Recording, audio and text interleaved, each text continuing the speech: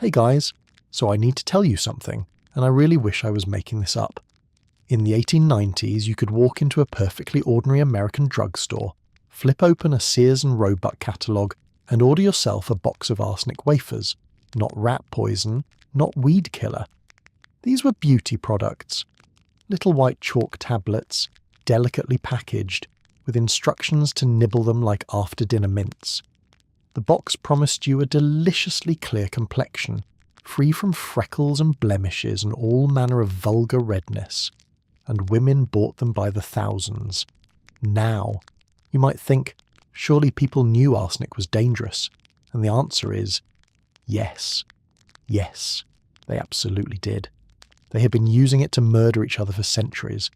It was the single most popular poison among Victorian-era killers, and yet women still ate it, willingly, on purpose, because being pretty was apparently worth the small risk of organ failure. And that, friends, is only one tiny chapter in a truly unbelievable story. Because for thousands of years, across every civilization you can name, human beings have slathered, swallowed, dripped, and painted themselves with some of the most horrifying substances on Earth, all in the name of looking nice. Lead on your face, mercury on your lips, deadly nightshade in your actual eyeballs, radioactive cream on your cheeks, and a few other things that are so strange I genuinely had to double-check they were real. So tonight, we are going on a very long, very gentle journey through the bizarre and occasionally fatal history of beauty standards. From ancient Egypt to the 1930s, from coal-lined pharaohs to glowing Parisian face cream, and I promise you, by the end, you will never look at your bathroom cabinet the same way again. But first, let's get you comfortable. Adjust your pillow, dim those lights, and switch on a fan for that smooth white background noise. Also share in the comments where you are watching from and the time. It is where you are. It's always 1 a.m. somewhere, and if you enjoy this kind of cozy, meandering wander through the stranger corners of history, it would mean the world if you could tap that subscribe button. We make these videos every single week, and having you here really does make a difference. No pressure though. Truly. Just a gentle suggestion. Like a Roman physician gently suggesting you rub mercury on your gums. Except this one won't make your teeth fall out. Tonight, you are stepping into the dressing rooms and boudoirs of history, where beauty was a battlefield and the weapons were quite literally poison. Tonight, you are a woman. Not any particular woman, but every woman, across every age. You are the Egyptian noblewoman lining your eyes with black paste before a feast along the Nile. You are the Roman matron smoothing white lead across your cheeks in a villa outside Rome. You are the Venetian lady of the Renaissance tilting your head back while a servant squeezes drops of deadly nightshade into your eyes. You're the Elizabethan courtier layering a thick mask of poison over your smallpox scars, hoping the Queen will approve. You're the Victorian debutante nibbling arsenic tablets in your bedroom, chasing the fashionable look of someone slowly dying of tuberculosis. And you are the Parisian socialite of 1932, dabbing radioactive face cream onto your cheekbones and calling it science. You are all of these women, and tonight you are going to find out exactly what they went through. So settle in, close your eyes if you like, and let us begin where beauty itself began, in the warm golden dust of ancient Egypt. The Egyptians were, in many ways, the first true cosmetics enthusiasts. Both men and women painted their faces, lined their eyes, and oiled their skin with an attention to detail that would impress even the most dedicated modern beauty influencer. But their signature look, that bold, dramatic outline around the eyes that you have, seen in every museum painting and Hollywood film, was made with a substance called kohl. Now, kohl sounds harmless enough. It was a dark, powdery paste, usually black or very deep grey, and it was stored in small stone or ceramic pots and applied with thin sticks made of wood, bone, or metal. The effect was stunning. It made the eyes look larger, more defined, almost luminous against the warm brown of Egyptian skin. It was beautiful. It was iconic. And the main ingredient was galena, which is an ore of lead sulfide. Lead, as you may know, is not something you want near your eyes, or your mouth, or your skin, really. But the Egyptians applied it daily, sometimes thickly, sometimes with great artistic flourish, and they did so for thousands of years.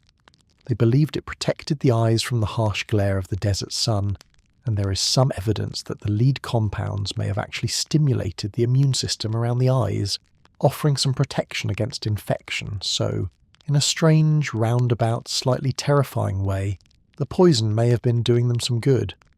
But it was still poison. Long-term lead exposure causes damage to the kidneys, the liver, the nervous system, and the brain. It causes headaches, fatigue, irritability, and in severe cases seizures and death. The Egyptians did not know any of this. They simply knew that coal made them look magnificent, and that was reason enough. They also used malachite, a green mineral made from copper carbonate as eyeshadow, and cerussite, a mineral containing lead carbonate as a whitening agent, and red ochre mixed with animal fat for lip colour. The ingredients list of an Egyptian beauty routine reads rather like an inventory of a chemistry laboratory, only slightly more dangerous and considerably more glamorous. And it was not just about vanity. In Egypt, cosmetics had religious and spiritual significance. The Eye of Horus, that famous symbol, was itself a reference to the power of the decorated eye. To line your eyes with coal was to invoke divine protection. To go barefaced was almost unthinkable. Beauty and belief were woven together as tightly as the linen wrappings on a mummy. So imagine yourself there, in the cool shade of a limestone house, the faint scent of lotus oil in the air. A servant kneels before you with a small pot of dark paste and a slender wooden stick. She dips the stick into the coal and begins to trace a line along your lower lid, steady and slow. The paste is cool against your skin. You blink, and the world looks slightly different now, framed in black, defined and sharp. You feel powerful. You feel protected. You do not think about lead. Nobody did. Not for a very, very long time. But coal was only the beginning of the Egyptian beauty routine. If you were a woman of means in ancient Egypt, your morning preparations could take hours. After the eyes were lined, the skin needed attention.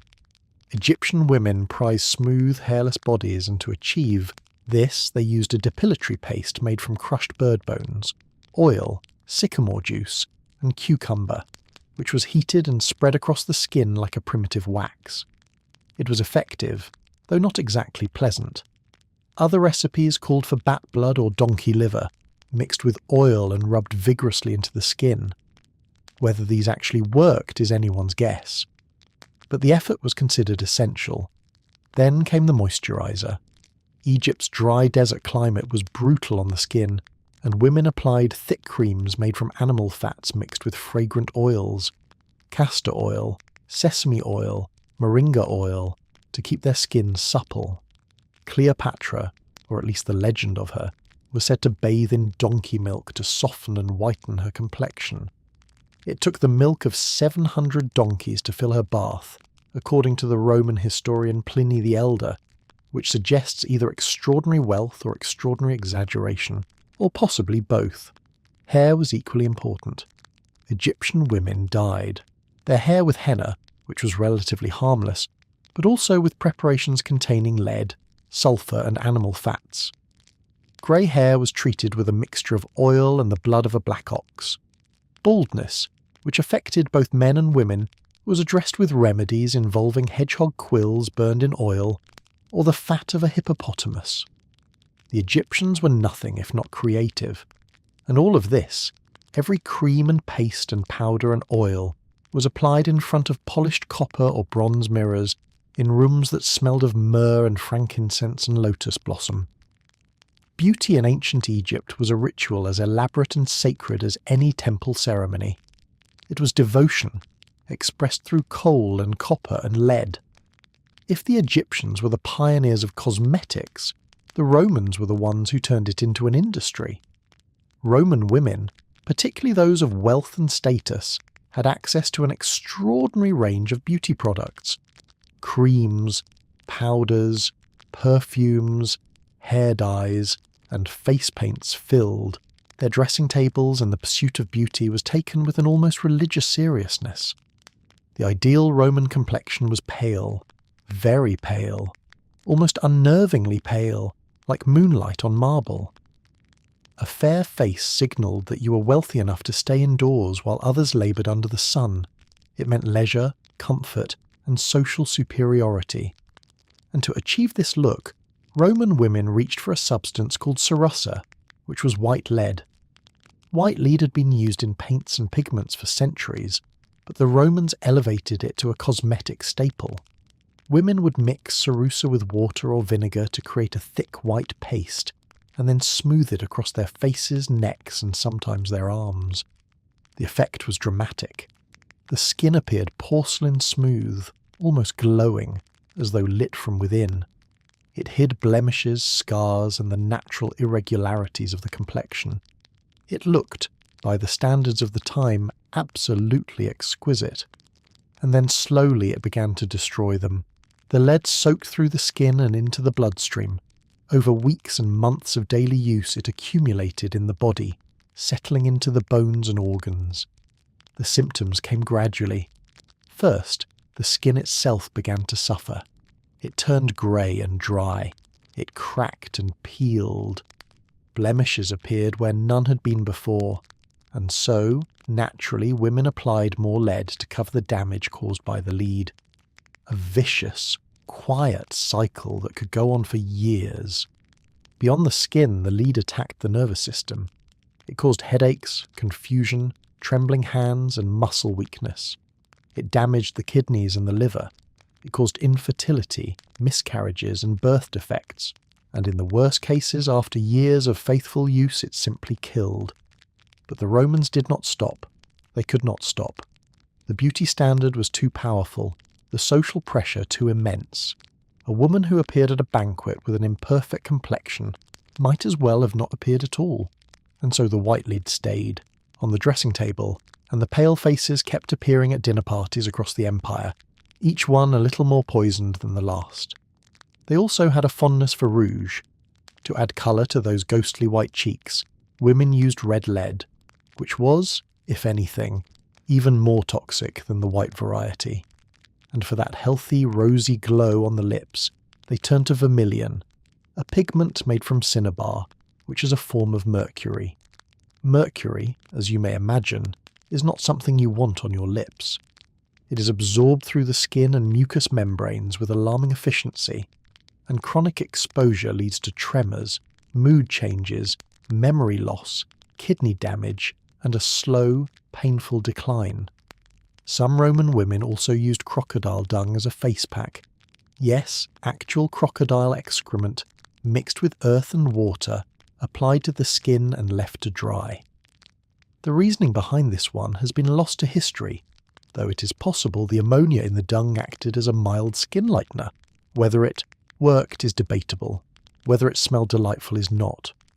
But the face was only the beginning. Roman hair was its own battlefield. The ideal varied over the centuries, but blonde and red hair were frequently prized, particularly among women who wanted to emulate the exotic captives brought back from northern Europe. Roman women bleached their hair using mixtures of goat fat and beechwood ash, which was piled onto the head and left to bake in the sun. The result was often a patchy, straw-like blonde, but it was considered fashionable. Others used dyes containing lead, which darkened the hair beautifully while simultaneously poisoning the scalp. Some historians have suggested that the widespread use of lead in Roman cosmetics, combined with lead-lined aqueducts and lead cooking vessels, may have contributed to declining birth rates and even the eventual fall of the empire. It is a theory that remains debated, but the sheer volume of lead in daily Roman life is difficult to ignore. There were also the teeth to consider. Romans wanted white teeth, and they cleaned them with preparations that included ground oyster shells, powdered horn, and in some recipes, human urine. Portuguese urine was considered particularly effective, apparently, and was imported in jars for this purpose. The ammonia in the urine did in fact have a mild whitening and antibacterial effect, So if you can get past the fundamental horror of it, the science was not entirely wrong. Picture yourself now, reclining on a low couch in a Roman villa. The walls are painted terracotta and blue. Somewhere, a fountain murmurs in the courtyard. A slave girl is mixing a small bowl of white paste, and the faint, sharp smell of vinegar drifts across the room. She dips a soft cloth into the mixture and begins to smooth it across your forehead, your cheeks, the bridge of your nose. It feels heavy and cool, like wearing a second skin. You catch a glimpse of yourself in a polished bronze mirror. Your face is flawless, luminous, perfect. You do not know that the mirror is showing you the beginning of the end. The Renaissance brought with it a flourishing of art, science, philosophy, and a renewed enthusiasm for putting extremely dangerous things near your eyeballs. In the salons and courts of Renaissance Italy, beauty was currency. A woman's appearance could determine her marriage prospects, her social standing, and her entire future. And the beauty ideal of the age was very specific.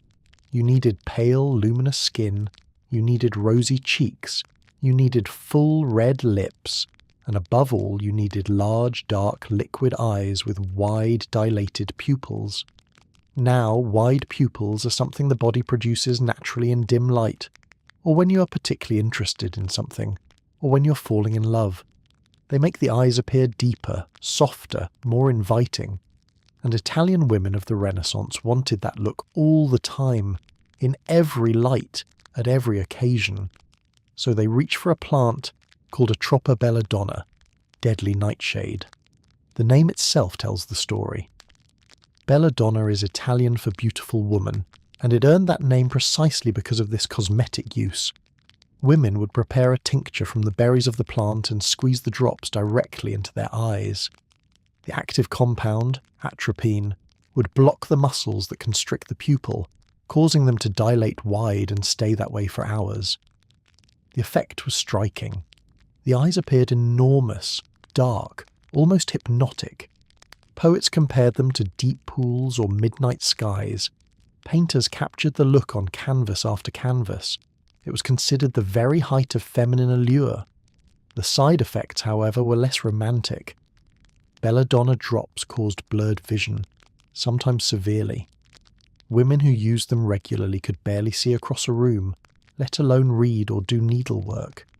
The drops also caused headaches, dizziness, increased heart rate, and sensitivity to light so severe that stepping into sunshine became painful, and with prolonged, repeated use, the drops could cause permanent damage to the eyes, including partial or complete blindness. Every part of the deadly nightshade plant is toxic. The berries are sweet enough to tempt children and potent enough to kill them. The roots contain the highest concentration of poison. Ingesting even a small amount can cause hallucinations, convulsions, and death. And yet Renaissance women dripped its extract directly into the most delicate organ in the human body, day after day, year after year, because large pupils were considered beautiful.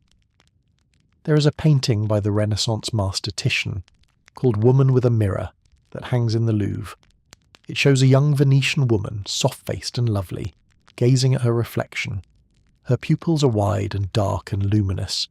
She may well have been a belladonna user. She may well have gone blind. But belladonna had a much darker history than mere cosmetics. The plant's genus name, Atropa, comes from Atropos, one of the three fates of Greek mythology, the one who cut the thread of life. It was a name well chosen. Belladonna had been used as a poison for assassination since antiquity. The wives of the Roman emperors Augustus and Claudius were both said to have used atropine to dispatch their husbands. In the Middle Ages, it was a key ingredient in the flying ointments of alleged witches, salves that, when absorbed through the skin, caused hallucinations so vivid that women believed they were soaring through the night sky. The hallucinations caused by belladonna were said to be uniquely terrifying, lasting for days, filled with confusion, delirium, and a crawling sense of dread. And yet the same plant that could kill an emperor and send a woman into hallucinatory madness was also the thing that Renaissance ladies dripped into their eyes before dinner parties. Beauty and death, sitting side by side in the same little glass bottle. The Renaissance Italians had other beauty, secrets too, of course. Pale skin was still the ideal, and women achieved it through face washes containing lead and mercury, much as the Romans had done 1,000 years before. Hair was bleached using mixtures of saffron, lemon juice and alum, spread through the hair and left to lighten in the Venetian sun. Women would sit on their rooftop terraces wearing wide-brimmed hats with the crowns cut out, so that their hair could spread across the brim and bleach in the sunlight, while their faces remained in shade. It was a charmingly practical solution, and one of the few beauty practices of the era that probably did not poison anyone. Let yourself drift for a moment. You are in Venice now, in a room overlooking a narrow canal. The light is golden, filtered through shutters. A woman sits before you with a small glass bottle and a slender dropper. She tilts your chin back gently and holds the dropper above your left eye. You feel the cold drop land and spread.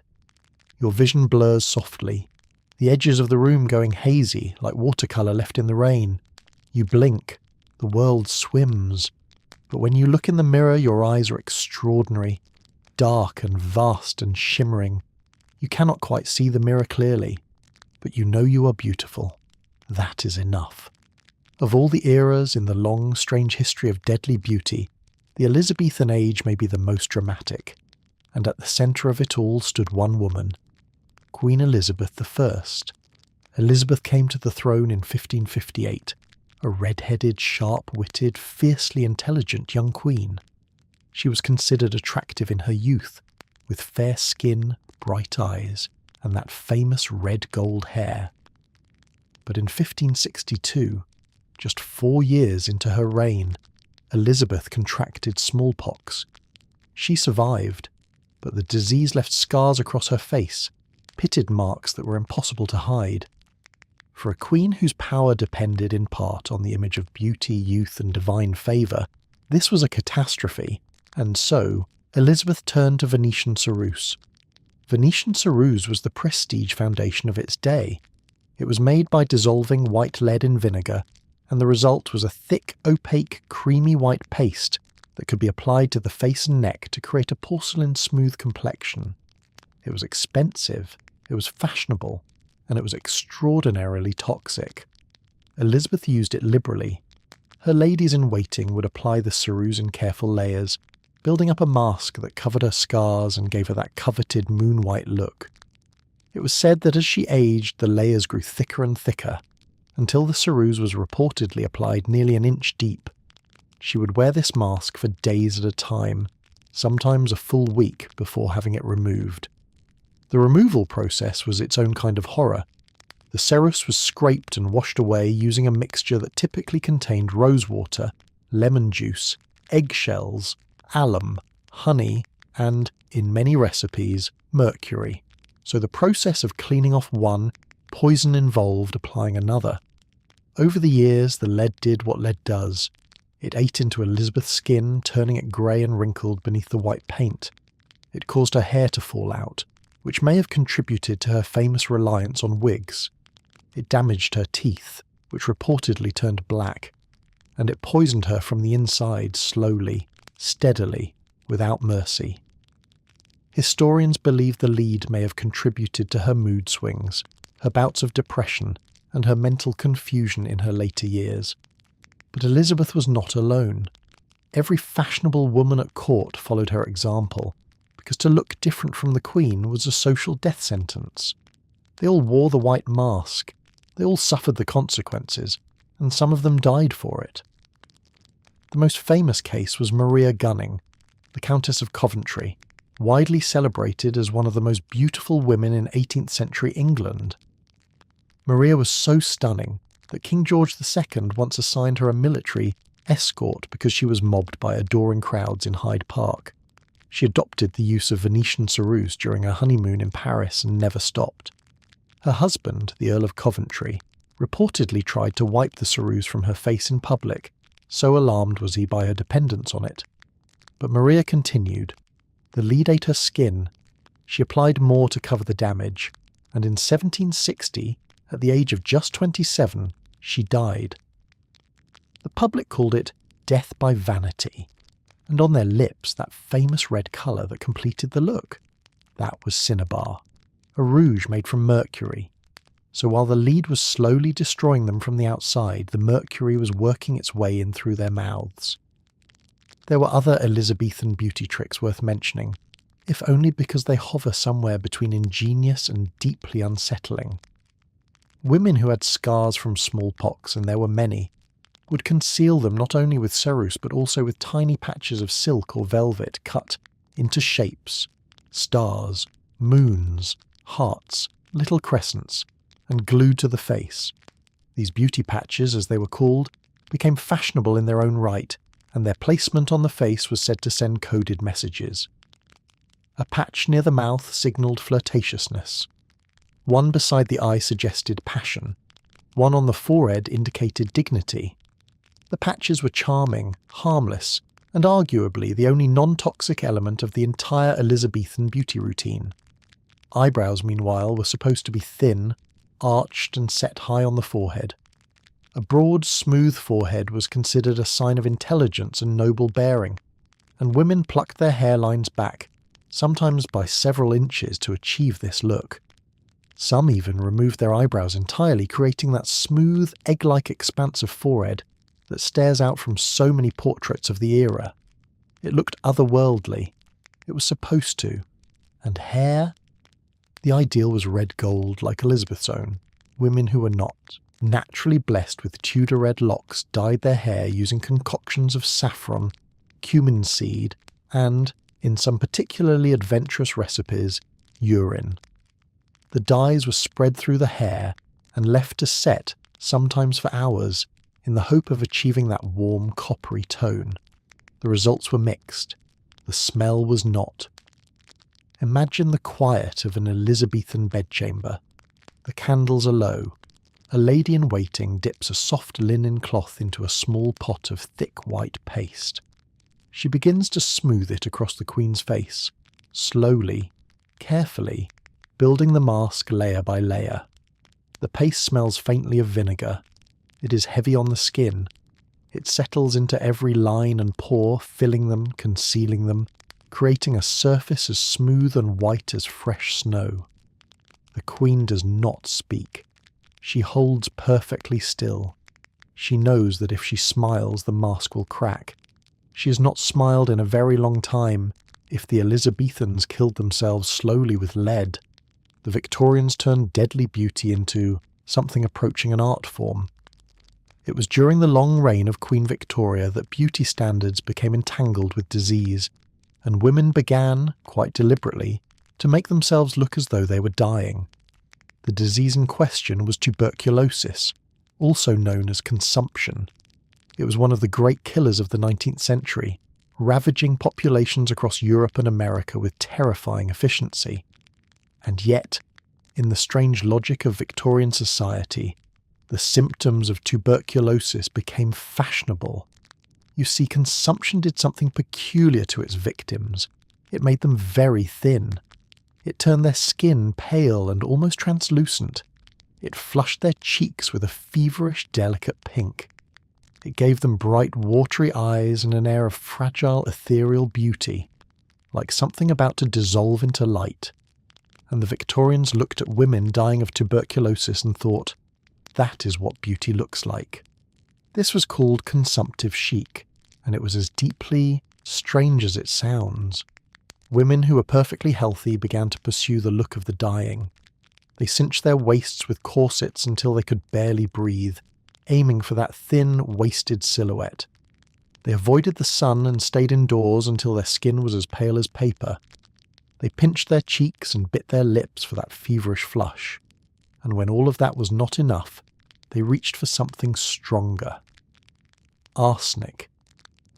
In the 1890s, a product called Dr. James P. Campbell's Safe Arsenic Complexion Wafers appeared on the market. They were sold through the Sears and Roebuck catalogue and in drugstores across America and Europe. They were little white tablets, about the size of a coin, and the instructions were simple. Nibble them, gently, like a dainty snack, and wait for your complexion to clear.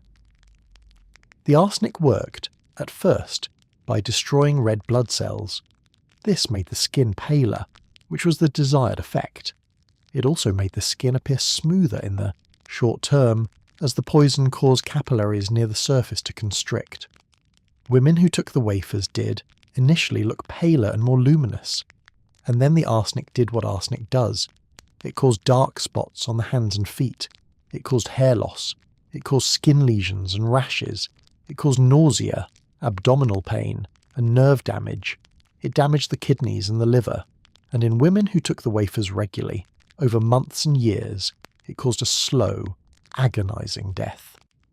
The wafers were marketed as perfectly harmless and absolutely safe. They were neither. But the beauty standard was so powerful, and the desire to meet it so overwhelming, that women continued to buy them even as newspapers reported deaths linked to their use.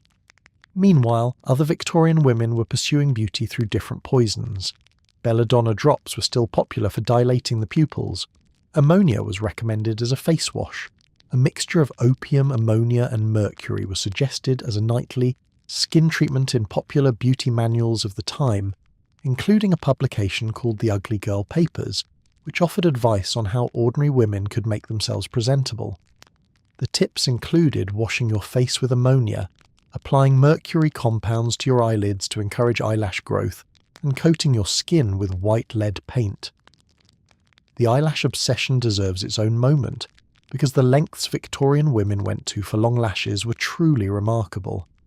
In an era before mascara had been properly invented, women who wanted fuller lashes had two options. The first was to rub mercury-based ointment onto the eyelid each night, which sometimes encouraged lash growth, but more often caused the lashes to fall out entirely, along with a generous portion of the surrounding skin.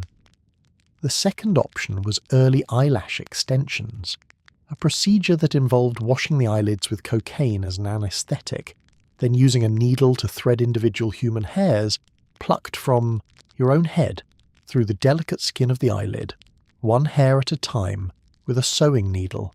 In an era without antibiotics, the risk of infection was enormous, and the pain was, by all accounts, extraordinary. But long lashes were fashionable, and fashion, as we've established, does not negotiate. And the poisons did not stop at the dressing table. They extended into the wardrobe itself.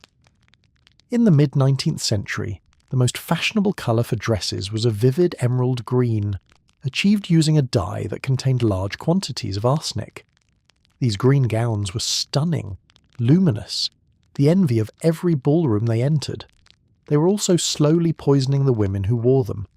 A single dress could contain enough arsenic to be lethal with prolonged contact, and the dye had a tendency to flake off in tiny particles that were inhaled and absorbed through the skin.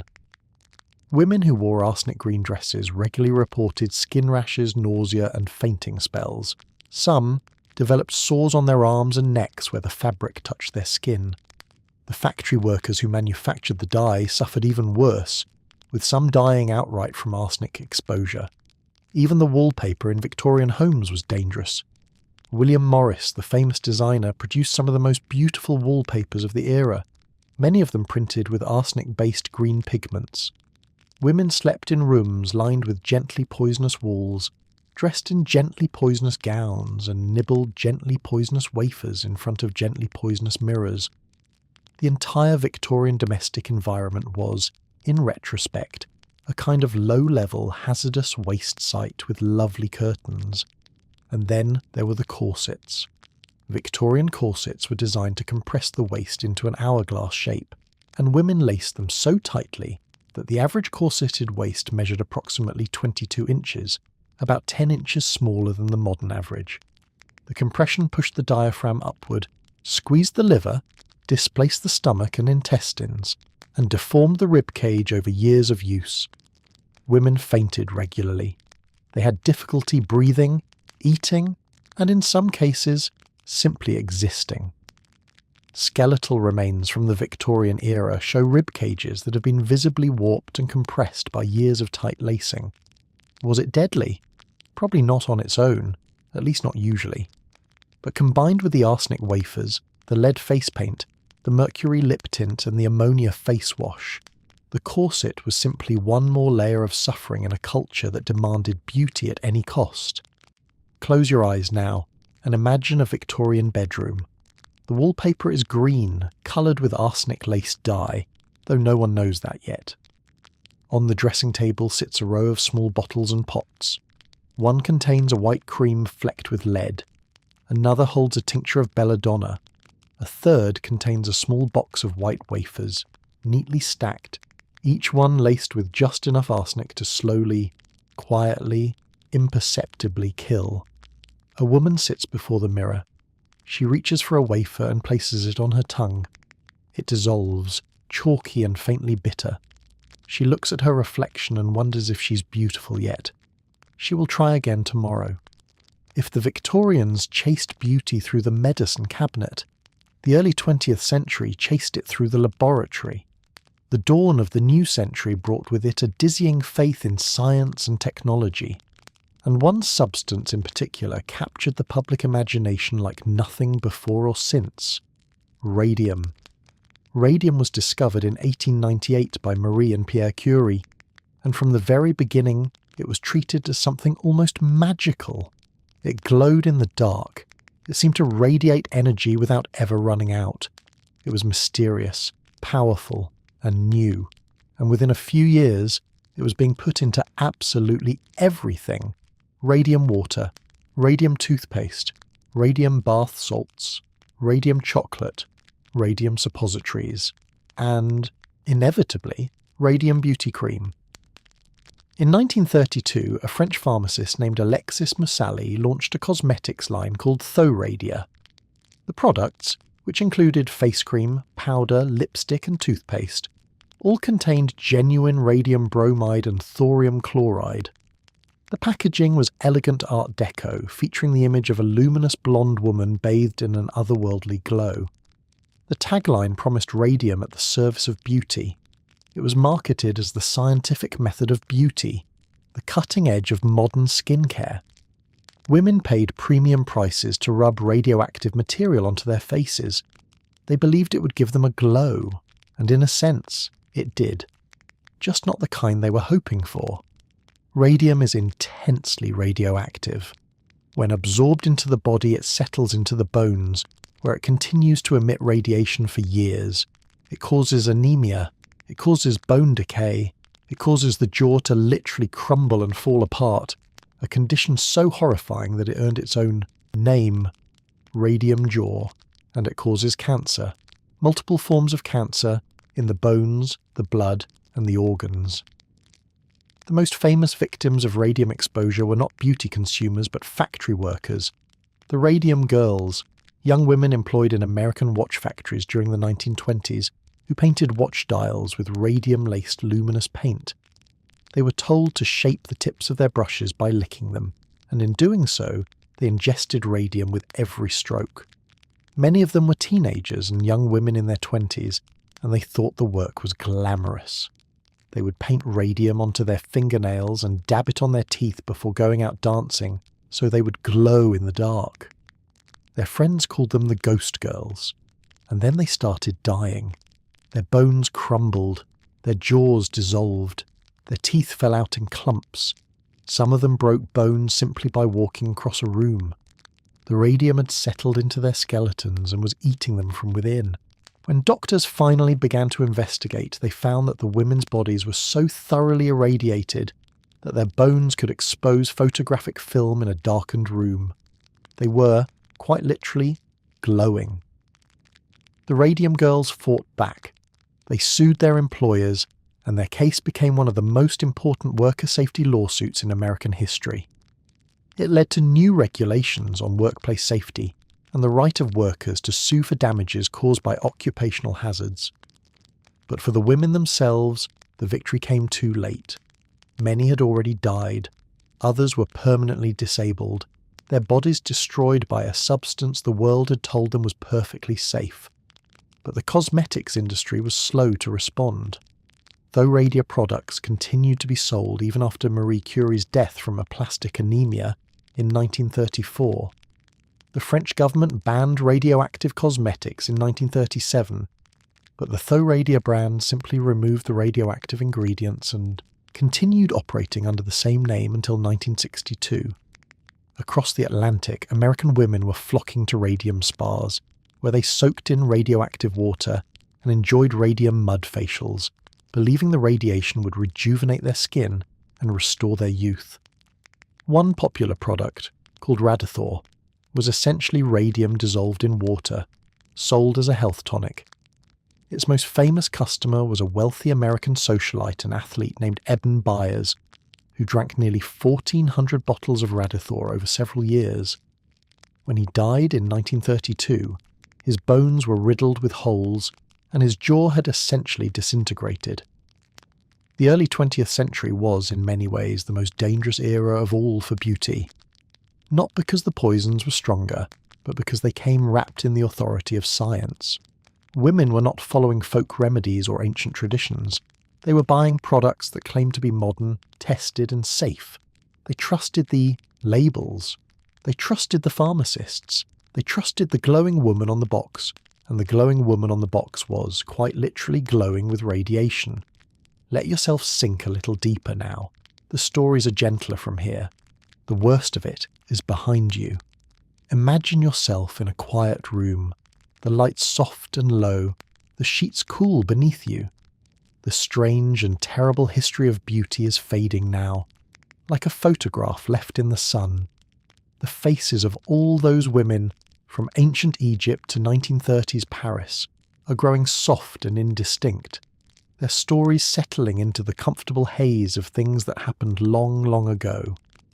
And so, here we are, at the end of a very long and very strange journey.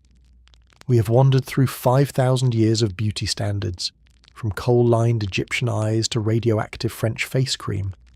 We have met queens and countesses, servants and socialites, women who were willing to risk blindness for large pupils and death for a clear complexion. And through it all, one thread connects every era, every culture, every painful and peculiar choice. The simple, human desire to feel beautiful. It is a desire that has outlasted empires. It has survived plagues and revolutions and the invention of the periodic table. It has driven women to swallow poisons and paint their faces with lead and squeeze deadly nightshade into their eyes. It is powerful and ancient and deeply, fundamentally human. And while the methods have changed, the feeling has not. That quiet voice that says, perhaps if I looked a little different, things would be a little better. We all hear it. We have always heard it. The difference, thankfully, is that we no longer have to listen to it with a box of arsenic wafers in our hands. It is worth saying, too, that the women in these stories were not foolish. They were not vain in some shallow, dismissible way. They were responding to the world as they found it, a world that rewarded beauty and punished its absence, a world that told them, in 1,000 spoken and unspoken ways, that their faces were their fortunes and their bodies were their currency. They did what they could with what they had, and what they had, unfortunately, was lead and mercury and arsenic and radium, and a society that asked them to choose between their health and their place in it.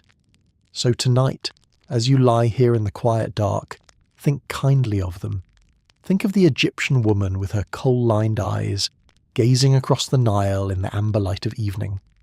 Think of the Roman matron in her villa, her white-painted face catching the lamplight. Think of the Venetian lady with her wide, dark, beautiful, blinded eyes.